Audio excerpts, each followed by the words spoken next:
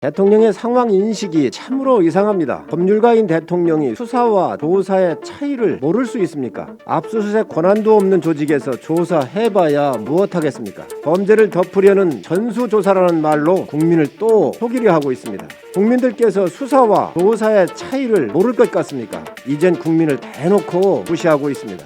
문재인 대통령은 5일 청와대 전 직원에 대해 3기 신도시 토지거래 여부를 신속히 조사하라고 유영민 비서실장에게 지시를 했습니다. 대통령의 상황 인식이 참으로 이상합니다. 법률가인 대통령이 수사와 조사의 차이를 모를 수 있습니까? 대통령을 비롯해 총리, 집권당 대표 모두 조사를 주문하고 있습니다. 압수수색 권한도 없는 조직에서 조사해봐야 무엇하겠습니까? 한동훈 검사 등을 시켜 수사하게 해야 국민의 피눈물을 닦아줄 수 있습니다. 청와대가 자체 조사할 게 아니라 검찰로 하여금 3기 신도시에 투기한 세력들을 철저히 수사하도록 해야 합니다.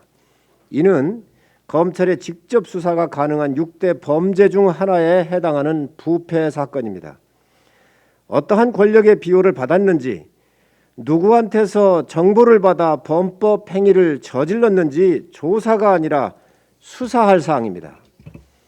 대통령께서 비서실장에게 지시할 것이 아니라 검찰에 지시하여 밝히면 될 일입니다.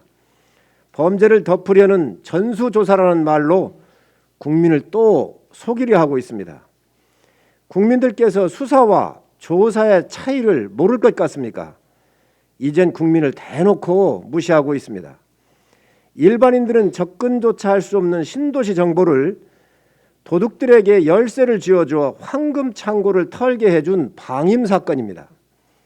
집 한 칸 없이 전세 난민으로 전전하고 있는 청년들의 내 집 마련 꿈을 산산히 무너뜨린 정권이 범죄를 조사하라는 말로 가려고 한다면 국민의 저항을 반드시 받을 것입니다. 등기부등본상 나와 있는 사람들을 수사하면 차명 투자까지 밝혀낼 수 있습니다. 이 정부의 장관이든 여야 국회의원이든 공직자든 성역 없이 수사하기 바랍니다. 민주당은 성역 없이 규명을 해야 한다고 얘기했습니다. 규명이 아니라 성역 없는 수사를 요구하십시오. 수사를 요구하지 못하는 이유는 무엇입니까?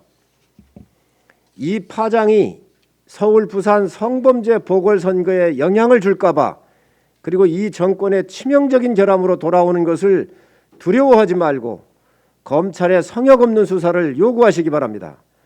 집권당이 해야 할 책무입니다. 변창흠 장관은 이 사건의 당사자일 뿐더러 최고 책임자였습니다. 수사를 받아야 할 대상이 조사를 지시하는 사령탑에 있을 수 있습니까?